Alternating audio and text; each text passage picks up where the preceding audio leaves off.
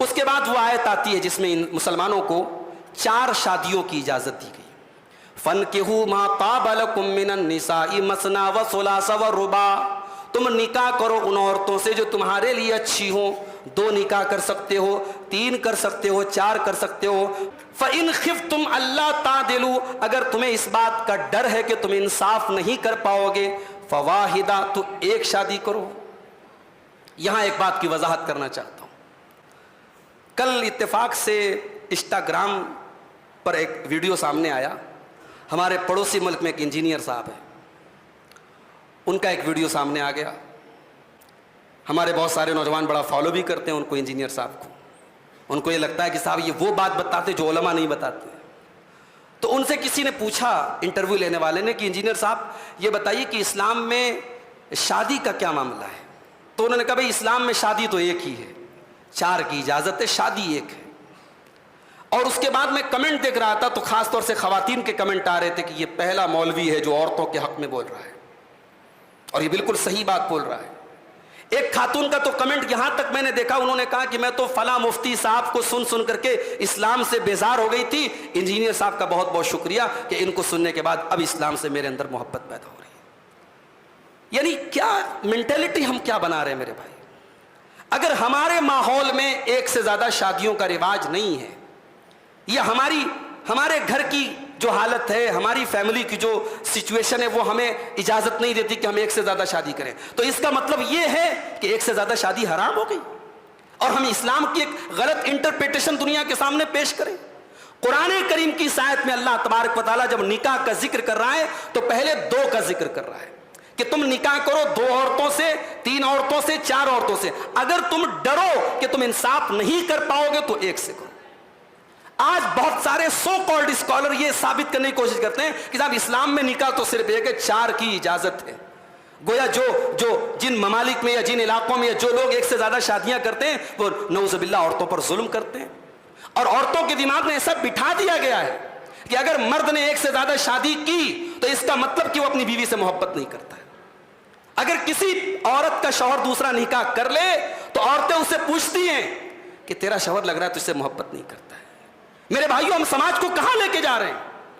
آج حالات یہ ہیں, ہر تیسرے شادی شدہ انسان کے ایکسٹرا میریٹل افیئر ہیں. یہ سروے بتا رہا ہوں میں, یہ اسی سماج کا جائزہ بتا رہا ہوں. ہر تیسرے شادی شدہ انسان کا ایکسٹرا میریٹل افیئر ہے. جس سماج میں ایکسٹرا میریٹل افیئر چلتے ہوں, جس سماج میں بیوہ عورتوں کی شادیاں نہ ہوتی ہوں, جس سماج میں مطلقہ عورتوں کی شادیاں نہ ہوتی ہوں, اس سماج میں ہم نے ایک سے زیادہ شادیوں کو گناہ بنا دیا. معاف کرنا میرے بھائی. انجینئر صاحب نے یہ بھی کہا کہ اللہ کے نبی نے اپنی پہلی بیوی کی زندگی میں دوسری شادی نہیں کی, حضرت خدیجہ کی زندگی میں. کیا کہنا چاہتے ہو بھائی آپ کہنا یہ چاہتے کہ انسان کو اگر دوسری شادی کرنا ہے, چاہے اس کے پاس جتنا بھی پیسہ ہو, جتنی بھی طاقت ہو, اگر دوسری شادی کرنا ہے تو پہلی بیوی کے مرنے کا انتظار کرے. آپ یہ ثابت کرنا چاہتے ہو؟ اللہ کے نبی نے پہلی شادی تو ایک بیوہ عورت سے کی, اس کا مطلب کہ سارے مسلمان پہلی شادی بیوہ عورت سے کریں؟ یہ اسلام کی بڑی ہی غلط انٹرپریٹیشن ہے میرے بھائیوں. اسلام میں ایک مرد کو 4 شادی کرنے کی اجازت دی گئی ہے.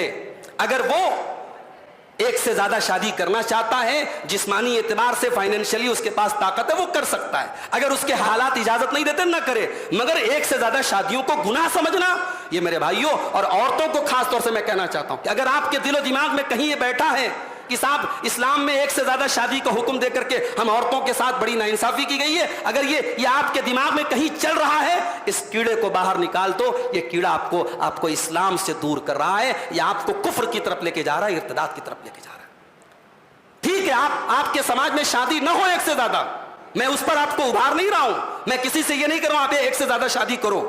ہر انسان اپنے حالات کو زیادہ بہتر جانتا ہے. مگر ایک سے زیادہ شادی کرنے والے کو گنہگار سمجھنا اور اس کو عورت پر ظلم سمجھنا, یہ قرآن کی آیت کا مذاق ہے میرے بھائی.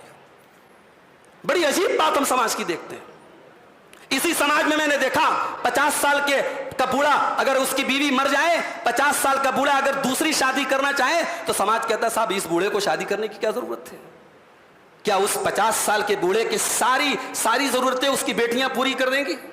ساری ضرورتیں اس کی بہویں پوری کر دیں گی؟ یقین کریں میرے بھائیوں، اسی سماج میں 50-60 سال کے وہ لوگ جن کی بیویوں کا انتقال ہو جاتا ہے اور سماج نے حرام کر دیا ہے ان کے اوپر دوسری شادی کرنا، وہ غلط راستے اپناتے ہیں۔ ایسے واقعات بھی میرے سامنے آئے ہیں کہ وہ لوگ جانوروں تک کے ساتھ بدفعلی کرتے ہیں اور جانوروں تک کے ساتھ غلط کام کرتے ہیں۔ ایسے واقعات ہمارے سامنے آ چکے ہیں۔ سماج کو کہاں لے کے جا رہے ہیں؟ کتنی مطلقہ عورتیں ہیں، کتنی بیوہ عورتیں ہیں۔ سماج کہتا ہے صاحب اب اس کی شادی کرنے کی کیا ضرورت ہے، اس کے پاس بچہ ہے، سماج کہتا ہے صاحب یہ عورت بچے کے سہارے زندگی گزار لے گی۔ معاف کرنا، یہ دنیا کا سب سے بڑا جھوٹ ہے۔